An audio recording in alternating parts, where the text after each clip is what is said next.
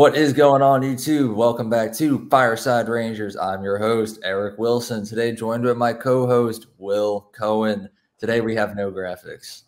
I apologize, but we got some cool leaves in the background. We had a couple different options to go with, and me and Will decided the leaves were the coolest. But today, we all woke up and we saw some news that kind of blew everyone's mind. No one saw coming. Somehow, some way, Filip Chytil has returned from the grave. He just showed up at practice today, not even wearing a no-contact jersey. He's been medically cleared. He's good to go. As far as his playoff status, nothing is confirmed yet, but we're going to get into that discussion, as well as talking about Filip Chytil and whether or not we're going to see number 72 play again. It's absolutely incredible. Some say that I might have summoned him because, during yesterday's game, I was texting Will, and I said, I miss Filip Chytil. Things haven't been the same since he left. I can attest. Like literally 12 hours later, he returned. He heard me.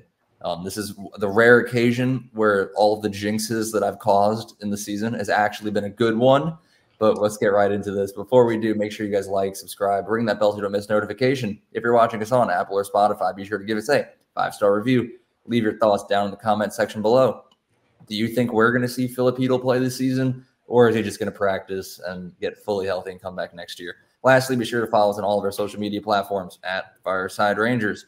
And yeah, Will, how are you doing today? And what's your initial reaction to the breaking news about Phil? You want to know my initial reaction? My honest reaction of what happened. I thought it was fake. I didn't think it was real. Like, because, I don't know how long before the trade deadline was, but obviously they said he was out for the year, and he comes back, and I thought it was fake. I did not believe it at first because my friend retweeted something, and I just did not believe it at first. And then I was like, I almost started crying, honestly. Like, I was like, holy crap, this is so awesome. Like, here's a joy because it's like, that's huge. Like, if he's medically cleared and he might not come back for the first round, but let's say the Rangers make it to the second round, he could, what's that, 2 weeks? It'll be 3 weeks from now. 3 weeks from now. That's huge for this Ranger lineup. So I was very happy, and I don't know. This is the happiest I've been in a while, like with news, and it's crazy. I'm shocked that he's back. It's actually incredible too, just because if you think about it, the Rangers might have accidentally circumvented the cap. Because we all know Vegas does it. Like, what do you know? All of a sudden today, Mark Stone has been cleared to play. Mm-hmm. Ooh, who saw that one coming? Not me. Like, they do it on purpose. The Lightning did it on purpose. The Rangers might have accidentally done it when Filip Chytil was ruled out for the season, like all the way back in like December. Mm-hmm. And then now all of a sudden, with 2 regular season games left, he's just back after we've already gotten Jack Roslovic and Wenberg. So I don't know who. Maybe the Rangers did it on purpose. Maybe Filip Chytil was just like, guys, I'm injured. But when you see when the Golden Knights do it, like, they don't say that Mark Stone's going to be out for the remainder of the year. Like, well, now I can't even remember. But I feel like they don't say that. Like, the Rangers made like a legit post that he was out for the rest of the year after everything that happened during practice. And was it December? I feel like it was like January. I don't even know at this point. He got injured first in November. November 2nd. And then it was like a month went by. He was practicing. Then he had the incident at practice. Then he went to Czechia, and that was it. We would talk about it, be like, I wonder what Filip Chytil's doing. Like, we haven't heard anything. Like, he's just in Czechia.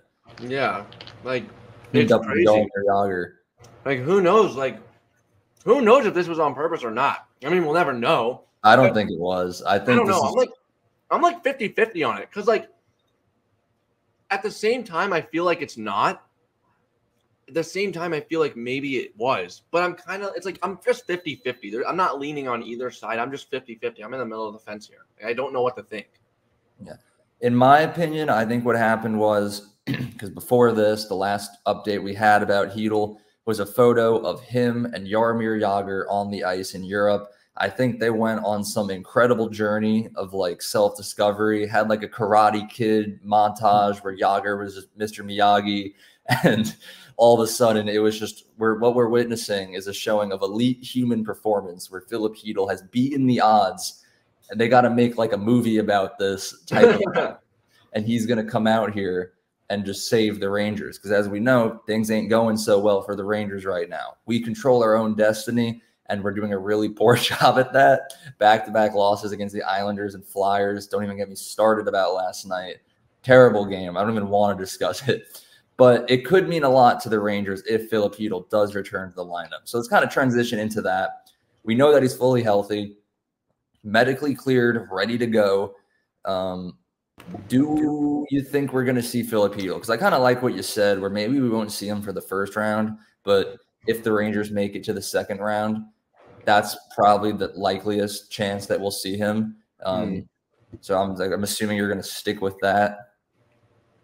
Yeah, I'm going to stick with that, but now I kind of like I might go back on my word a little bit. Maybe we see him in the first round, depending on how he's progressing with practice. I know he's been medically cleared, but obviously you don't want to rush him just in case something happens. Because when you have a concussion, his health is the most important thing. Exactly, his health is the most important, and I know the Rangers are probably eager to get him back in the lineup. But I think you can they might see how he's practicing, because he was doing full contact drills today. So see how he's doing with that. And if it seems like he's, progressing well in the first round, maybe as in later games, he'll come back, probably, games closer to the start of the second round. But I don't think he's going to come back early in the first round. And I think it's more of a possibility that he does come back closer in the second round, maybe late, maybe like mid-second round, if, they're still not, comfortable with just throwing him out there on the ice. But I think he comes back in the second round. That's more of a possibility than him in the first. Yeah, that's what we should hope for. And even if we don't see him, I'm still happy that he's even on the ice. There were points where his recovery just kept getting extended and extended, and we were like, we know the Rangers said he'll be back next season, but like even that, I had like little doubts inside. I was like, his career could be over, dude. It's like his fourth concussion in 4 years. Yeah. So shout out to Phil. I think that's like the number one message of this is just he's like an incredible superhuman. Yeah. But for the sake of the discussion and the podcast, we'll say let's say Filip Chytil returns for the playoffs at any point. Where do they use him? Because Trocheck is our 2C now. That's official. Yeah. There's no doubt he's not getting moved off.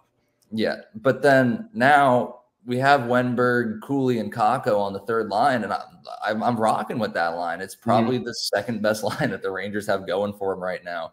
So does that get broken up in favor of Chytil? Does Chytil slot in next to Kreider and Zibanejad, and then Roslovic goes down? Yeah, I've seen a lot. I've seen what you just mentioned. Chytil going up with Kreider and Zibanejad, Kakko going up with Kreider and Zibanejad, and Chytil playing on the third line. And then maybe Roslovic goes to the third, slot Cooley down. Someone comes out, Brodzinski, I'm guessing. But I think what they needed. You're muted. Will, you're muted. You're still muted. Am I muted still? You're good. Dude, I wasn't muted the first time. I don't know what just happened. It's the cursed OJ flag. I don't know. I'm cursed, man. I've been hearing a lot, like you said, like him going up to the first line with Kreider and Zibanejad. I've heard Kakko going up to the first line, and Chytil going into the third, that right wing position. Roslovic would obviously have to go down. I don't know if you'd put him on the third line, bump Cooley down, but whatever. I think what should happen is I don't think they're going to put him in center, because our center depth is pretty good right now. I know Zibanejad's not. I know people have they're disgruntled with Zibanejad, but you're not moving him out the 1C spot. So you're not moving Wenberg off. You're not moving Trocheck. So I think what they should do is put Chytil on the third line right wing, move Kakko up, and you kind of give Chytil sheltered minutes, because you don't really want to just throw him up to the first line just yet, because